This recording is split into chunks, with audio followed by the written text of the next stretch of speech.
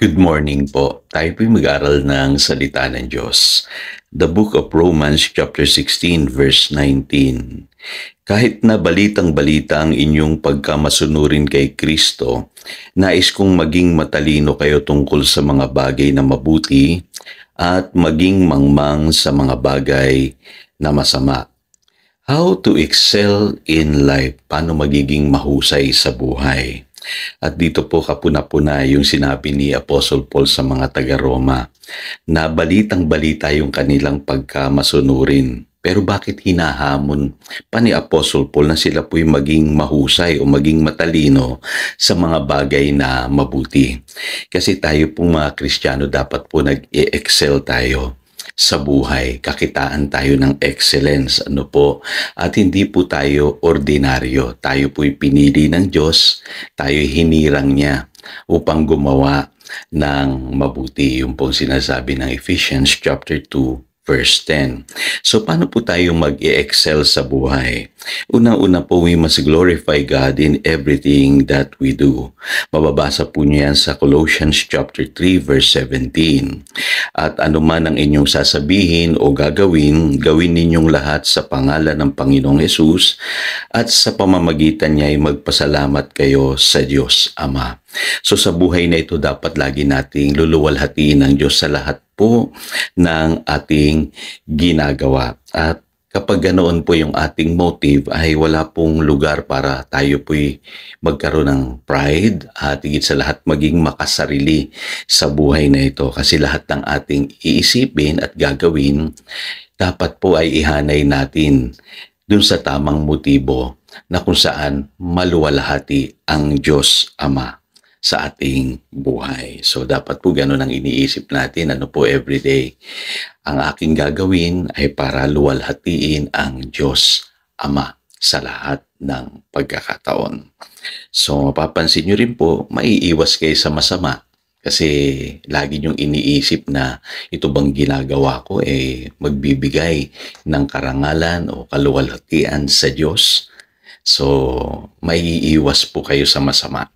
So, pangalawa po, we must excel in loving people. Sabi po sa Colossians chapter 3, verses 12 hanggang 14. Kaya nga dahil kayo'y mga hinirang ng Diyos, minamahal niya at pinili para sa Kanya, dapat kayong maging mahabagin, mabait, mapagpakumbaba, mahinahon at mapagtiis.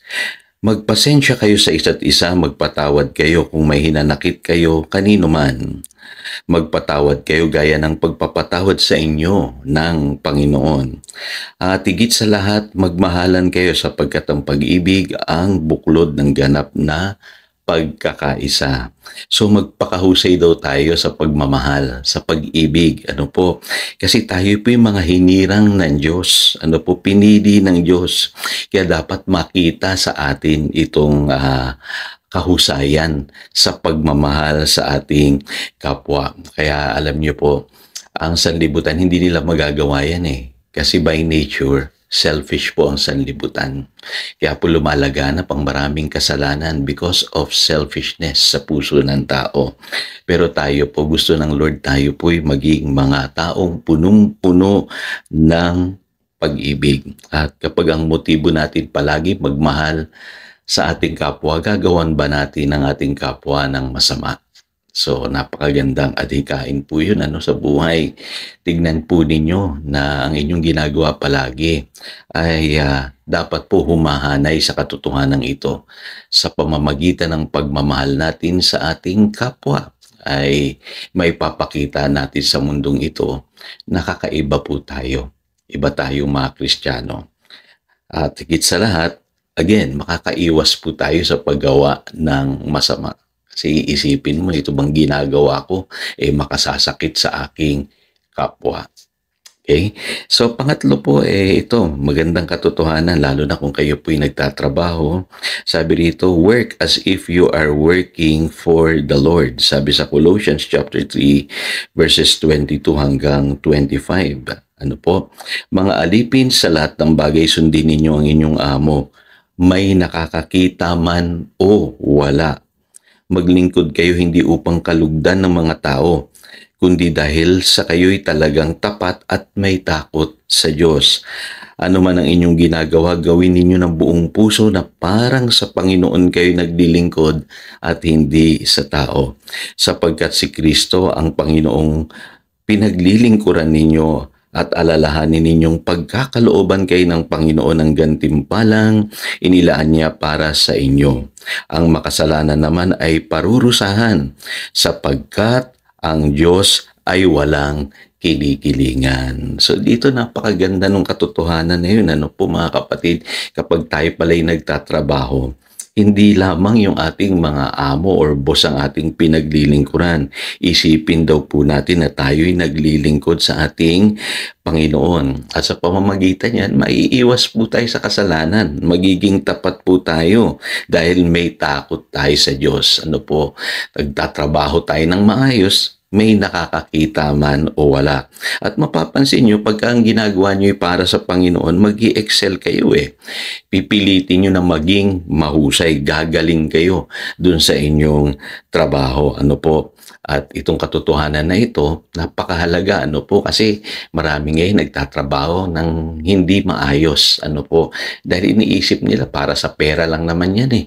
Para lang naman sa kumpanya yan eh. Pero kung iniisip natin ay para sa Panginoon, gagawin natin ng mahusay at mainam yung ating trabaho. At ang sabi diyan, kayo'y mapopromote. Gagantimpalaan kayo ng Panginoon. So dito malinaw, ano po, hindi pala yung mga amo natin, yung mga boss natin ang magpo-promote sa atin. Ano po? At ang sabi po diyan, ang Panginoon ang maggagantimpala sa atin. Kaya huwag kayong mag-alala. Ano po, hindi man kayo i-promote ng tao, ang Diyos ang magpo-promote sa inyo.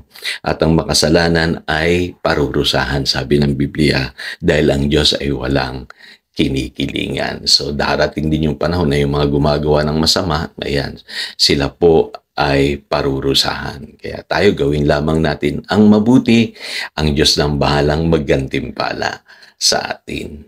So tayo po'y manalangin. Dakilang Diyos, salamat po sa buhay na ito. Gusto namin mag-excel sa buhay. At salamat na intindihan namin na dapat ang lahat ng aming gagawin ay para sa ikaluluwalhati mo, Panginoong Jesus.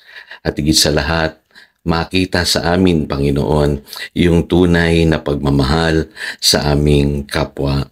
At matuturing kaming magtrabaho, maglingkod, na parang ang pinaglilingkuran namin ay ikaw, Panginoon, at hindi ang tao.